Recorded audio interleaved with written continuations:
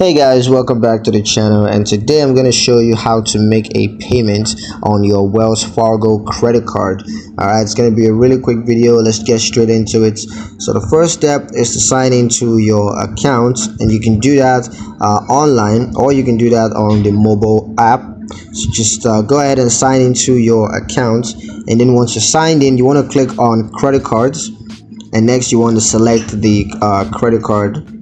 Next, you're going to enter the payment amount as well as the payment date, and then you're going to review and confirm the payment details and just wait for the payment to be processed, and you can review and understand the payment terms and conditions. So yeah, that's pretty much it on how to make a payment on your Wells Fargo credit card. I hope you guys liked the video. Hope you found the information useful enough.